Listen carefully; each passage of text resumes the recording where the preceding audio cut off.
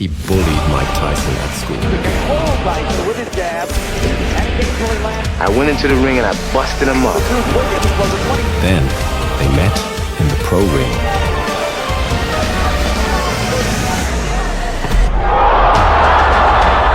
On July 21st, 1989, in the vibrant city of Atlantic City, a 23-year-old Mike Tyson entered the boxing ring with a score to settle.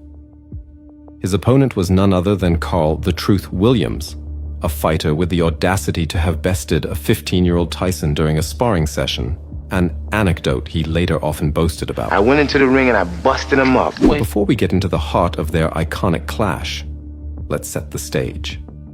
Months earlier, Tyson, then perceived as the invincible champion, had shown signs of vulnerability in a less than convincing victory against British heavyweight Frank Bruno. He knows he's in with the ball. Tyson gets nailed with a left hook. Tyson looks wobbly as he attacks Bruno. Many attributed this chink in Tyson's armor to the departure of his longtime trainer, Kevin Rooney. Meanwhile, Williams was on the ascent, having first made a name for himself in July 1985 by going toe-to-toe with then-champion and boxing legend Larry Holmes in a close 15-round battle, albeit in a loss. Experts had already noticed Williams's vulnerability to left hooks, a weakness exploited in his second loss to Mike Weaver in February 1986. Our protagonists had first crossed gloves by chance at the behest of Tyson's great first coach, Cus D'Amato, known for his savvy in arranging sparring matches with various fighters. A sprightly 16-year-old Tyson brimming with potential faced off with Williams, a plucky New Yorker 6 years his senior and already a professional boxer.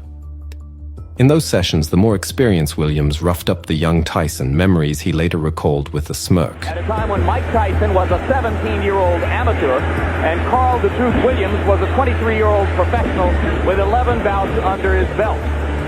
In most of the videotape footage we've seen from those sparring sessions, Williams was able to control Tyson with his jab and occasionally landed. He jumped on me that particular day, gave me a bloody nose and everything. You know, I was a little, he shook me up because I was a professional with 7, 8 fights.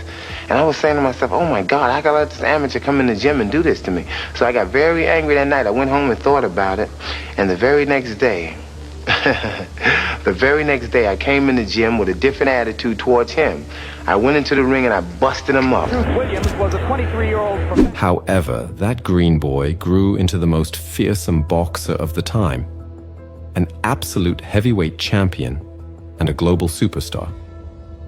Tyson, relishing the chance to square off in the ring against his former sparring partner, readily accepted the match. It was more than a fight. It was an opportunity for retribution. The decisive blow was a left hook. The matchup was intense from the start, with Williams boldly attempting to wrest control from a visibly irritated Tyson. But it didn't take long for Tyson to assert dominance. A mere 93 seconds in, a devastating left hook, Williams' Achilles heel, landed squarely on his jaw, crashing him to the canvas with balletic poise.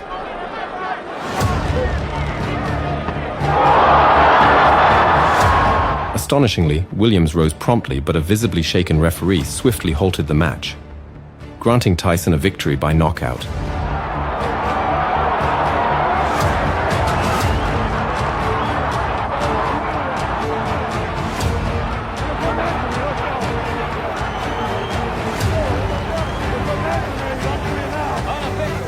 Stoppage sparked protests from the crowd, with Williams and his coach, Carmine Graziano, the loudest among them. They expressed disbelief at referee Neumann's decision, who feared Tyson's blow had caused a concussion. Neumann later justified his action, asserting that Williams didn't seem ready to continue.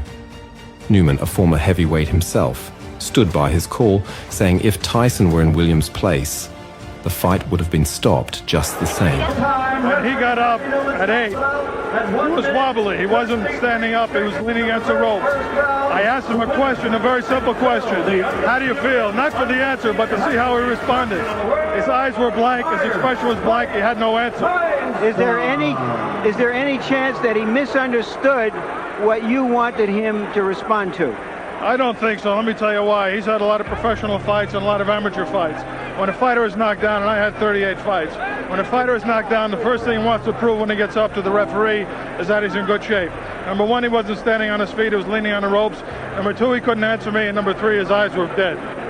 Thank you very much, Randy. And Tactics aside, Williams managed to avoid Tyson's explosive flurries using a left forearm to check his advances.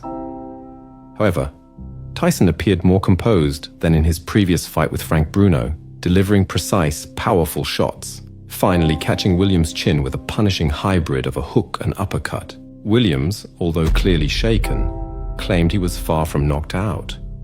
"I stood upright," Williams later expressed discontentedly. Yet the outcome remained unaltered. A knockout victory for Tyson, a score settled, and a night that left the audience craving more than a 93-second title fight. what happened from your point of view? Did you see him really dazed? Well, no, I noticed my trainers would tell me we were slipping and hooking.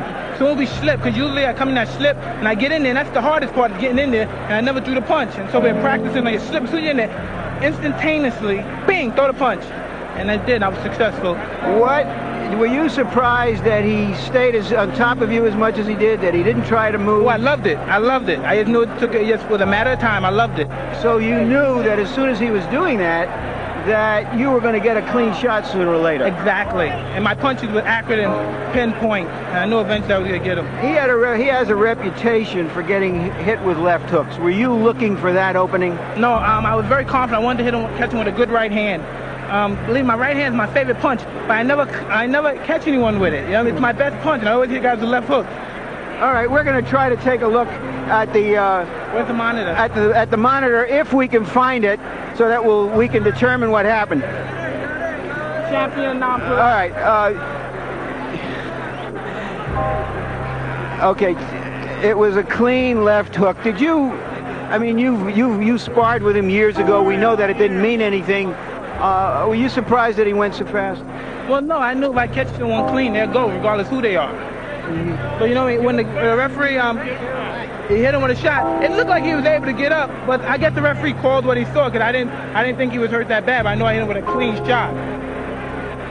Speculate for me. How long would it have taken you to get him down a second time if the fight went on? Oh, no problem. I'd have been all over him. Maybe it's better that the referee did stop early. I would have been all over him. That's when I'm most dangerously, when I know I have someone hurt. You've talked about being in control of your career. Tell us what you think is next. Who is next? Well, I'm just taking it one step at a time. I'll fight anybody. You know what I mean? I don't discriminate from anybody. I'm the best fighter in the world, and there's no man that can beat me. Heavyweight champion of the world, Iron Mike Tyson.